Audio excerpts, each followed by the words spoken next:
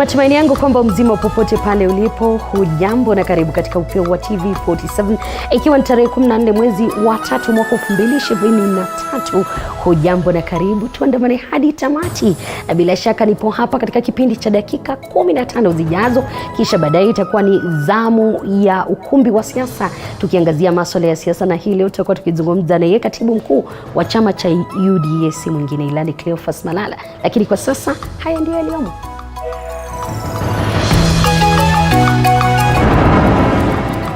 Kenya na Italia kushirikiana kufufua ujenzi wa bwawa la Aror na Kimwarer. I am happy to report to the nation that the government of Kenya and the government of Italy have agreed, and in fact the process of sorting out the matters in court has already started in earnest. Hii ni baada ya Rais Ruto kukutana na Rais Sergio Mattarella. Katibu mkuu wa UDA Cleophas Malala wapokea viongozi wa vyama sita. Tutawaweka katika chama chetu, wawe pia officials katika chama chetu, wawe pia members katika chama chetu. So tumewapatia idhini kwamba wanaweza participate katika grassroots elections zetu. Wakitoka hapa wanaenda katika registry of political parties. Hatua hii ikifanikisha kuvunjwa kwa baadhi ya vyama tanzu vilivyo ndani ya Kenya Kwanza. Na Wakenya wataendelea kugaramika kununua unga wa bei ghali. Because we are suffering as a business. The interest is not very critical, but the business itself is very critical. Huku wasagaji wa mahindi wakikosa kulipa deni lao la shilingi bilioni 2.5. Karibu tuandamane hadi tamati. Jina langu ni Elizabeth Mtuko, kwenye meza ya lugha ishara yupo Catherine Simalo. Wasiliana nasi kwa 22047. Mitandao ya kijamii ya TV47 Kenya pale Facebook na ukurasa wetu wa Twitter. Kurasa yangu binafsi ukisalia L_Liza. Kumbuka siku zote kauli yako inadhaminiwa. Ujenzi wa mabwawa ya Kimwarer, Aror na Itare uliokuwa umesitishwa kufuatia tuhuma za ufisadi sasa utaanzishwa upya. Haya ni kwa mjibu wa Rais William Ruto, ambaye alitangaza kuwa serikali ya Kenya Kwanza na Italia zimekubaliana kuondoa kesi mahakamani kuhusiana na mabwawa hayo matatu. Kama anavyotuarifu mwanahabari wetu Andrin Kilemi, ni kwa Kenya na Italia pia zimesaini mkataba wa mahusiano jinsi watakavyofaidi mataifa hayo mawili. Hatimaye kimya kimevunjwa kuhusu ujenzi wa mabwawa ya Kimwarer, Aror na Itare uliositishwa miaka 3 iliyopita. Akizungumza mapema leo, Rais William Ruto alitangaza kuwa Kenya na Italia zimekubaliana kuondoa kesi mahakamani kuhusu mradi wa Kimwarer na Aror uliotarajiwa kugharimu takriban bilioni 66. We as the government of Kenya are going to withdraw the cases filed against the companies, and the government of Italy and the contractors are also going to withdraw the arbitration cases. Ujenzi wa mabwawa hayo matatu ulisitishwa mnamo mwaka wa 2019 na aliyekuwa rais wakati huo Uhuru Kenyatta, baada ya uchunguzi kubaini kuwa mabilioni ya pesa yalilipwa kwa kampuni moja ya Italia kwa kazi ambayo haikufanyika. We have agreed that the financing that was already made available is going to be restructured, and the projects are going to start. We intend to clear the court issues in the next 1 month and be able to start the process of negotiating the restructuring of financing, and hopefully we should be able to go on with the construction of these dams in a matter of months. Aidha, Kenya na Italia zimekubaliana kuondoa vizuizi vya utoaji wa ushuru katika azma ya kuimarisha biashara na uwekezaji baina ya mataifa yote mawili. I am delighted to announce that the President of Italy, President Mattarella, and I witnessed the signing of 2 agreements, 2 MOUs, and a joint declaration to provide a framework for advancement of bilateral cooperation in different fields. Ziara rasmi ya Rais Sergio Mattarella wa Italia inatoa fursa kwa mataifa yote mawili kuimarisha na kuboresha uhusiano wao pamoja na kuainisha maeneo ya ushirikiano, ikiwa ni pamoja na afya na biashara. We have signed an MOU through which our 2 countries shall cooperate in the fields of health towards the realization of universal health coverage and improved pharmaceutical production. Italia na Kenya pia zilikubaliana kushirikiana katika Umoja wa Mataifa na vikao vingine vya kimataifa ili kukuza amani na usalama. Andrin Kilemi, TV47. Asante sana Andrin kwa taarifa hiyo. Na Wakenya wataendelea kugharamika kutokana na ruzuku iliyokuwa imetolewa kwa unga mwaka jana. Imebainika kuwa gharama hiyo imepanda kwa shilingi milioni 269 baada ya serikali kukosa kulipa deni kwa wasagaji unga. Kwa mjibu wa muungano wa wasagaji humu nchini, ilikuwa serikali haijawalipa shilingi bilioni 2.5 kutokana na kuwa imechelewa, na deni hilo limekuwa likiongezeka kila wakati. Hata hivyo, muungano huo umepinga madai kuwa wanapanga kugoma ili kushurutisha serikali walipa pesa zao. Just in Jerusalem, would you be patriotic enough and magnanimous to only pursue the principal amount and say, in the interest of the Republic of Kenya, let us waive the entire interest accruing? Just confirm to us, are you planning to go slow? To hold the government to ransom? Please answer. Yes. 2.5 billion excluding interest. That's the figure that we said is the amount of outstanding as regards the 29 members of CMA. Cash flow is stuck at a place. What do? That's why we've been trying. We're requesting you, honorables, to actually request the government. The sooner we can sort out, the better we become than sitting as we are, because we are suffering as a business. The interest is not very critical, but the business itself is very critical. We have no intention or even thoughts of that kind. Our business is to mill and sell our flour. We have no intention of actually doing something like that, absolutely. Katika masuala ya siasa ni kuwa baada ya kampeni ya katibu mkuu wa chama cha UDA Cleophas Malala kuvitaka vyama tanzu vya muungano wa Kenya Kwanza kujiunga na chama tawala cha UDA, hatimaye jumla ya vyama 6 vimejiunga na chama hicho kinachoongozwa na Rais William Ruto. Miongoni mwa vyama vilivyojiunga na UDA ni pamoja na chama cha kazi kilichokuwa kikiongozwa na waziri wa biashara na viwanda Moses Kuria, huku mikakati ya kuvunjilia mbali rasmi ikianza, kama anavyotuarifu mwanahabari wetu Mike Kagongo.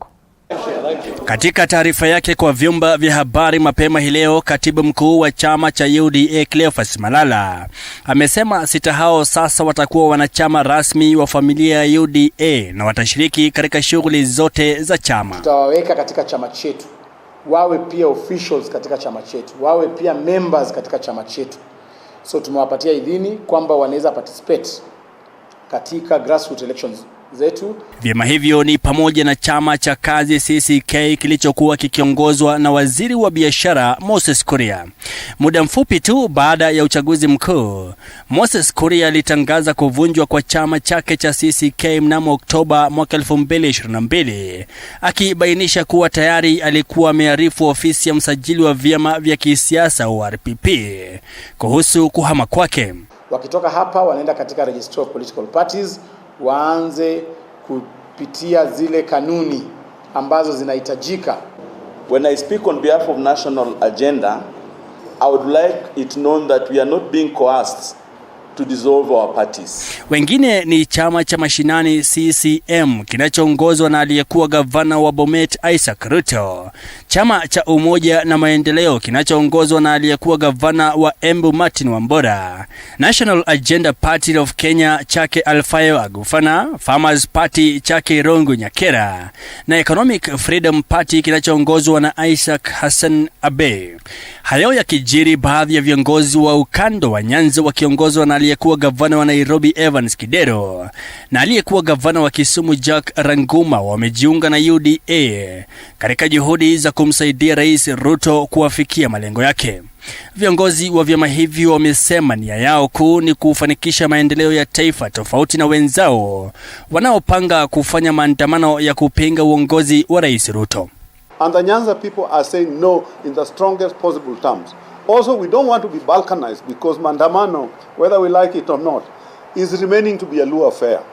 We are being segregated from the rest of the Kenyans. That is important to me because democracy is what will take us forward. That will change what will change the lives of our people. Mike Kagongo, TV47, Nairobi.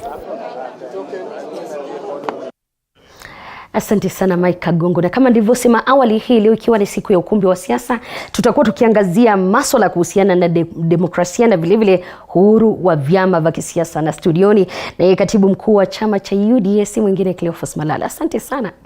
Asante kabisa kupata nafasi kwa dami siku ya leo. Nitakuwa nikisikia ni dikteta ama ni demokrasia. Lakini tukisonga kwingine, ni kwa mashahidi katika kesi za mauaji ambapo washukiwa ni maafisa wa polisi wametaka kuwezeshwa zaidi kwa kitengo cha kuwalinda mashahidi humu nchini kwa kupewa fedha zaidi ili kuboresha huduma zake. Koome Penina aliyekuwa shahidi katika kesi ya mauaji ya marehemu mume wake akiwahutubia wadau katika sekta ya mfumo wa haki humu nchini, alielezea kuwa ilimlazimu kujificha baada ya kuwa ama kuhofia usalama wake. Na hata hivyo, wadau wa kuwalinda mashahidi wakiongezwa na International Justice Mission wametaka kutengwa kwa fedha zaidi za fidia kwa wale ambao ni mashahidi. Madam is the CEO Victim Protection. As a witness, it's the act itself of losing a loved one. Kwanza unakosa kukubali, tena ameuliwa na askari. Hiyo uoga. Hiyo miaka ya hapo nyuma 9 years ago, haungeendea askari, but things are changing. So I went through a lot of fear. In fact, I had to run away and hide myself in the village. IJM, they were looking for me. IPOA, they were looking for me because my sister-in-law, she's the one who filed the case. Nilikuwa nimekataa juu ya uoga, nitafesa askari haji. How? Haijawahi sikika. And so it's really important that when we are talking about these structures, we are really saying they are well resourced, both in terms of personnel and in terms of funds. Let us create budgets for psychosocial units in our organization. Let us have a budget. I was hoping 5% of all sexual violence related cases, it is only 5% that make it to judgment. The rest will fall out along that process, the criminal justice process. One of the reasons being the victims and their families withdrew. Katika masuala mengine, ni kuwa kinara wa muungano wa Azimio One Kenya Raila Odinga ametangaza siku ya Jumatatu wiki ijayo kama siku ya mapumziko ili wafuasi wake wapate kufanya maandamano hadi ikulu ya Nairobi. Raila Odinga ama hili linajiri katika mkutano wa hadhara wa muungano wa Azimio katika kaunti ya Siaya, ambapo Odinga pia amefichua kuwa baraza la kitaifa la makanisa nchini NCCK lilikuwa limemuomba kuahirisha maandamano siku ya Jumatatu, wito ambao aliukataa kabisa. Wanaazimio pia walimsuta Rais William Ruto kwa madai ya kununua viongozi wa kisiasa kutoka kaunti ya Nyanza na kusema kuwa hatua hiyo haitafua dafu kamwe. Na mimi naomba baba pengine atangaze hiyo siku iwe public holiday.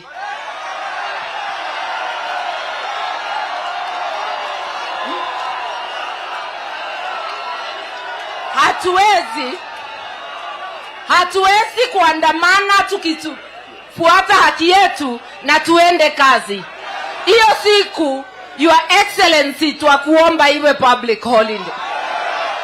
Tuweze kumaliza hii kazi. We declare that Monday the 20th of March will be a public holiday.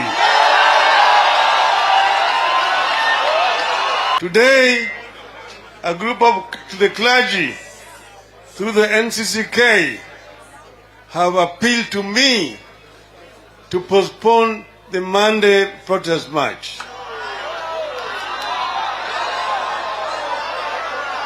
I want to tell them in response that we people of Azimio came to the conclusion that we need to have a protest march after our ultimatum was completely ignored. Secondly, this is going to be a very peaceful procession. Tukisalia katika masuala yanayofungamana na hayo, ni kwa hatua ya kinara wa Azimio One Kenya Raila Odinga kuendelea kufanya maandamano humu nchini imezidi kuibua hisia mseto miongoni mwa Wakenya. Wabunge wa Kenya Kwanza, baadhi ya viongozi wa Waislamu wakiwa hivi punde kukashifu hatua yenyewe, Odinga akiwa amepanga kufanya maandamano tarehe 20 mwezi huu. Baadhi ya viongozi hao wa Kenya Kwanza wameelezea hofu kuwa mwito huo utaendelea kutikisa amani ya humu nchini na vilevile kuleta mgawanyiko. He has no reason for having maandamano because he was in the previous government.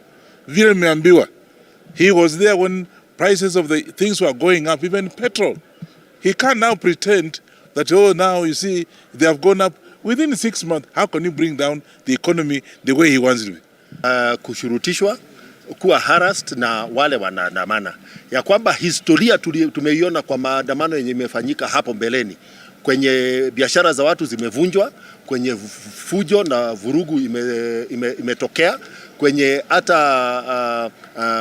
watu wengine kama mtoto Pendo amepigwa risasi. Hiyo ndio maandamano hatutaki. Kwa hivyo tungependa kiongozi wa Azimio awahakikishie Wakenya wengine wenye hawataki kujihusisha na maandamano ya kwamba shughuli zao za kawaida zitalindwa na wale ataita kwa maandamano. Ako na jukumu pia kwa wale wa Kenya wenye hawana haja na maandamano kuendeleza shughuli zao za kawaida. Wewe kwako unkiangalia, ukipea mama mapeni unajua. Katika masuala tofauti ni kuwa wakulima wa mpunga eneo la Mwea kaunti ya Kirinyaga wanarajia kiwango cha chini cha mavuno msimu huu baada ya kushuhudiwa kwa uhaba wa maji kutokana na makali ya kiangazi, kama anavyotuarifu mwanahabari wetu Gilbert Nalo. Alikuwa wakulima ambao huvuna zaidi ya gunia 20 wanatarajia angalau gunia 1. Wengine hawakupata kitu, siangalia hata ile. Hakuna kitu amefuna. Ni kilio cha wakulima wengi wa mpunga katika kaunti ya Kirinyaga wanaohofia kupungua kwa mavuno yao kutokana na ukosefu wa maji kufuatia kiangazi kikali kinachoendelea kushuhudiwa nchini. Ile shida yenye iko hapa ilikuwa ni ya maji. Mtera haiwezi katoka. Mtu anavuna eka moja unavuna gunia 3, na msimu uliopita, mwaka uliopita tulikuwa tunatoa, kama mimi nilikuwa nimetoa gunia 17 hadi 25. Wakulima hawa wanahofia kupungua kwa mavuno yao kwa kiwango kikubwa zaidi. Unatoroka ndio sasa unafanya hesabu yako, unaona mchele yenye inatoroka kwa hiyo eka ni kidogo kuliko ile pesa utapea mwenye tinga. Unaamua tu kumwachia mchele aende nayo ajiripe mwenyewe. Wakulima hawa wanaeleza kuwa mavuno ya msimu uliopita yalikuwa tofauti sana na msimu huu, wakisema kuwa upungufu wa mavuno umewaathiri pakubwa kimapato na kuwa ni vigumu wao kugharamikia mahitaji ya nyumbani. Sasa nilikuwa nimeweka mifuko 3. Sasa unanijiuliza hata hii kitu nimepata ya kufanya nini? Hakuna kitu imeingia kwa mfuko. Niko na watoto wanasoma, niko na nini, mambo ingine, na sijajiriwa pahali. Licha ya wakulima hawa kugharamika katika upanzi kwa kutafuta pembejeo na hata kuwalipa wafanyikazi, sasa wengi wa wakulima hawa wamepata hasara, jambo ambalo limewapelekea kuasi ukulima wa mpunga na kutafuta kilimo mbadala. Sasa unaangalia maji venye iko, tulikuwa tunafikiria ile maji tulikuwa tumeahidiwa ya dam itatusaidia. Ratuni ndio inakuanga faida kwa mkulima, wakati kama mchere ya main season haijafanya vizuri, hiyo inakuanga ni ya kujilipa nayo. Kutokana na upungufu huo wa mchele, bei yake inatarajiwa kupanda na kutatiza Wakenya wengi nchini. Gilbert Nalo, TV47.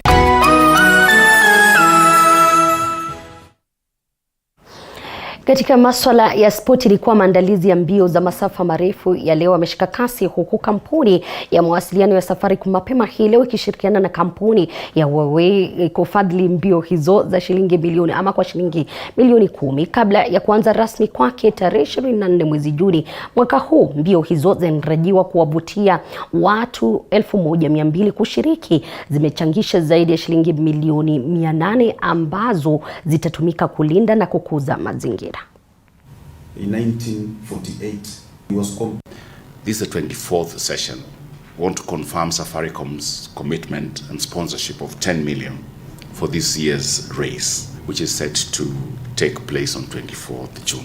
Because we are proud of the cause that LEWA stands for, and especially the awareness, trying to drive the efforts to conserve our wildlife. The 2023 marathon promises to be an even bigger and better event than before, and we proved last year that following the pandemic, people are keen to get out and back into nature. This year we're encouraging you to ditch the desk and come run in the wild in one of Kenya's World Heritage Sites. Katika masuala mengine ni kwa mwanamichezo wa karate Joyce Juma amepata ufadhili wa kushiriki katika kozi ya maalum ya wanawake viongozi katika mchezo wa mashirika ama mashirikisho ya mashirikisho ya mwaka 2023 ambayo itamsaidia kuboresha ujuzi wake katika masuala ya uongozi mchezoni. Hali ya mchezo huu humu nchini, Joyce ni miongoni mwa wanawake 25 kutoka mataifa mbalimbali waliopata ufadhili.